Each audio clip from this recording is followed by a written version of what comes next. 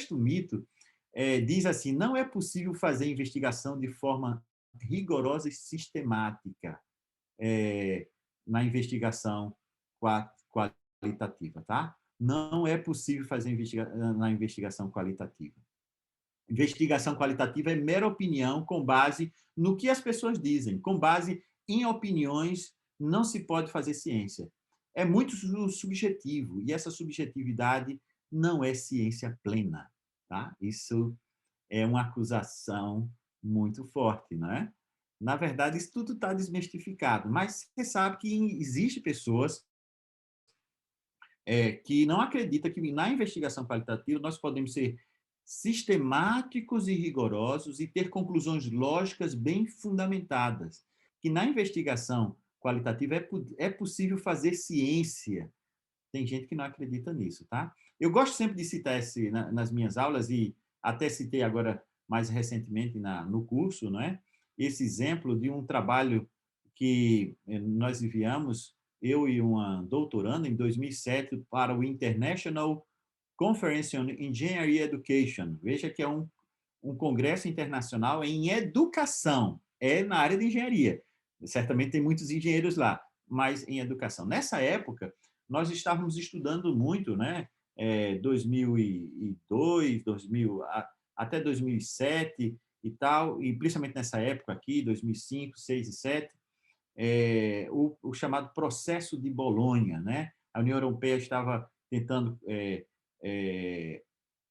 estabelecer uma comparação curricular, uma transferência de crédito entre as universidades, isso foi chamado de processo de Bolonha.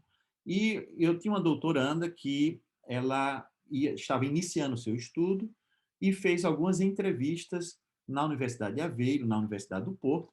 Era uma primeira fase de prospecção para uma segunda fase e terceira fase. O trabalho dela teve muitos dados. E nessa primeira fase, nós então fizemos assim um conjunto de entrevistas a professores sobre o processo de Bolonha, o que é que os professores universitários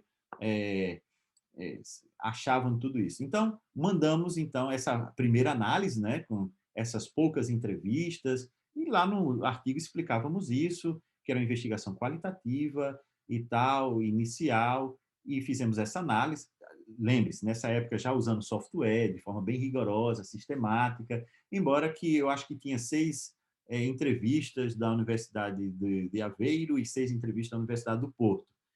E aí, um dos avaliadores, esse artigo acabou sendo aceito, tá? O outro avaliador elogiou o artigo e tudo, nós contra-argumentamos esta opinião, e o artigo foi publicado no International Conference on Engineering Education. Então, esse argumento diz assim, olha, o artigo, está aqui em inglês, eu não quis traduzir, eu vou aqui ler rapidamente para vocês. O artigo não apresenta qualquer resultados estatísticos e análise baseada em questionário distribuído entre os professores universitários. Então, na cabeça dessa frase para que isso fosse válido, eu precisava ter feito um questionário e distribuído. Isso também é válido? Claro que é válido. Mas, na cabeça dele, era para eu ter feito isso. E ele diz assim, as conclusões são puramente baseadas em opiniões, que, por si só, não é considerado científico e não pode ser usado como base de um projeto de doutoramento. Uau! Alguém que não sabia nada sobre investigação qualitativa, não entendeu os pressupostos daquele trabalho inicial, nem do rigor da sistematização, não sabe que opiniões são meras opiniões, são dados primários. Isso é uma confusão que muita gente faz, tá? Opinião é uma opinião. Quando a gente pensa, por exemplo,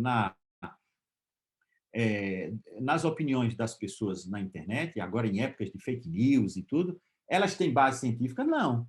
Mas se eu quiser estudar o que é que as pessoas estão dizendo, o que é que elas creem, vão fazer uma pesquisa na área de educação, ou sociologia, ou de comunicação, por exemplo, de marketing, o que é que as pessoas pensam sobre isso? O que elas pensam são meras opiniões, mas o que todo mundo pensa, analisada de forma sistemática, pode ter uma daquelas formas de generalização, tá? Generalização mesmo em estatística, tá? Generalização de transferência, né? Transferibilidade e generalização analítica. Lembram disso, né? Então, veja que meras opiniões são meras opiniões. Opiniões e opiniões analisadas de forma rigorosa e sistemática, eu posso encontrar um padrão. Esse padrão me diz informações que vão para lá de meras opiniões. Tem consistência científica. Então, só fechando esse sexto mito, tá? Podemos sim ser rigorosos, sistemáticos e ter conclusões lógicas e bem fundamentadas.